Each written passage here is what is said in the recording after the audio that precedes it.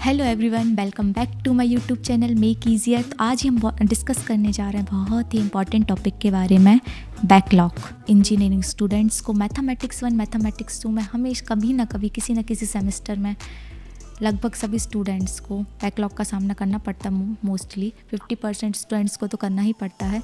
तो आज हम बात करेंगे कैसे आप उस बैकलॉग को क्लियर कर सकते हैं। बैकलॉग आपका कोई वो नहीं है कि आपको शर्म की बात है, तो एक सेकंड चांस मिलता है आपको कि आप उसको और इम्प्रूव कर सकें। अगर कुछ गलती हो गई, अगर आपने कुछ स्ट्रैटेजी, बैकलॉग क्यों आए, क्योंकि आपने मेहनत तो करी लेकिन एक परफेक्ट स्ट्रैटेजी को फॉलो नहीं किया है।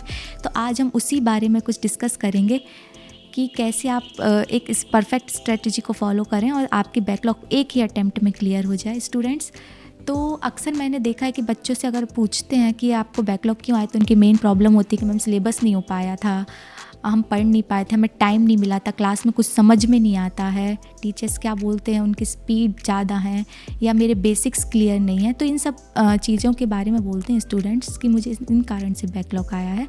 तो मैं आपको कुछ आज टिप्स एंड ट्रिक्स दूंगी। आपको नेक्स्ट टाइम अगर आप पेपर देने जा रहे हैं तो आप पहले से इन टिप्स एंड ट्रिक्स को फॉलो करें और अपनी बैकलॉग को क्लियर कर पाएँ। तो पहली ट्रिक है कि आपका जो 70 से 80% पेपर जो आता है वो आपका PYQs से आता है। तो मोस्टली सबसे पहले आपको क्या प्रिपेयर करना है, PYQs पर फोकस करना है कि प्रीवियस ईयर में किस पैटर्न में क्वेश्चन पूछे गए हैं और कौन सा क्वेश्चन बार बार रिपीट हो रहा है। उन टॉपिक्स पर वापस फोकस करना है और उनकी प्रैक्टिस करनी है। सेकंड है कि आपको सिर्फ 2 यूनिट पढ़ के जाना है। ऐसे कैसे मैम, 2 यूनिट पढ़ने से क्या हम पास हो जाएंगे? हाँ स्टूडेंट्स, लेकिन ये सिर्फ पास होने के लिए ट्रिक है, टॉपर बनने की ट्रिक नहीं है। तो अगर आपको टॉपर बनना है तो फिर आप 5 यूनिट पढ़ के जाइए। लेकिन सिर्फ अगर आप बार बार बैकलॉग दे चुके हैं फिर भी पास नहीं हो पा रहे हैं, तो ये आपका लास्ट ऑप्शन है कि सिर्फ आप 2 यूनिट पढ़ के जाइए।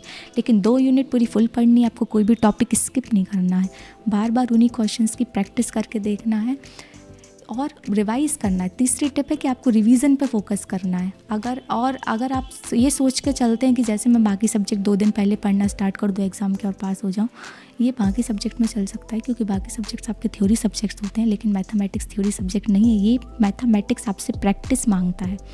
अगर आप रोज़ 1 घंटे भी डेडिकेशन के साथ प्रैक्टिस करते हैं तो जब एग्ज़ाम आने वाले हों तो मैथमेटिक्स के लिए आपको कम से कम 1 महीने पहले से 1 घंटे की प्रैक्टिस करना स्टार्ट कर देना चाहिए, ठीक, विद डेडिकेशन।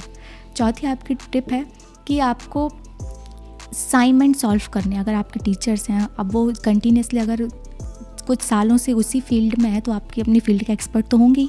तो अगर वो कुछ असाइनमेंट दे रहे हैं, कुछ क्वेश्चन प्रैक्टिस करने बोल रहे हैं, तो आपको उनकी प्रैक्टिस करके जाना है, उनको वो क्वेश्चंस को अच्छे से प्रैक्टिस करके जाना है आपको। 5वीं टिप है कि आपको वहाँ पर अपना एक फ्रेंड सर्कल बनाइए जिसमें आप प्रैक्टिस कर सके, डिस्कस कर सके, ग्रुप डिस्कशन कर सकें, या फिर आपको जैसे कंफर्टेबल फील हो सकता है वैसे आप प्रैक्टिस करें। और आप अगर एक क्वेश्चन आप अपने दोस्त को समझाते हैं तो वो ज़्यादा अच्छी ट्रिक रहेगी कि इससे आपका रिवीजन भी हो जाएगा। अगर आप दूसरों को वही चीज़ समझा पाए तो इसका मतलब है कि आपको वो चीज़ आती है। कोई इंसान तभी समझा सकता है दूसरे को वो चीज़ जब उसको आती है। तो ये बहुत अच्छा तरीका होता है रिवीजन का। और सबसे लास्ट टिप पे आपको हमेशा मोटिवेटेड रहना है, डिप्रेशन में नहीं जाना है कि ऐसा नहीं होगा वैसा नहीं होगा।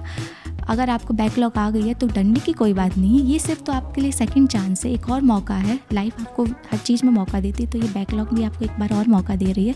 बस मैं इस वीडियो के थ्रू आपको ये बताना चाहती हूँ कि आप अगर कुछ इन टिप्स और ट्रिक्स पे फोकस कर लेते हैं तो ज़रूर आपका बैकलॉग एक ही अटेम्प्ट में क्लियर हो जाएगा।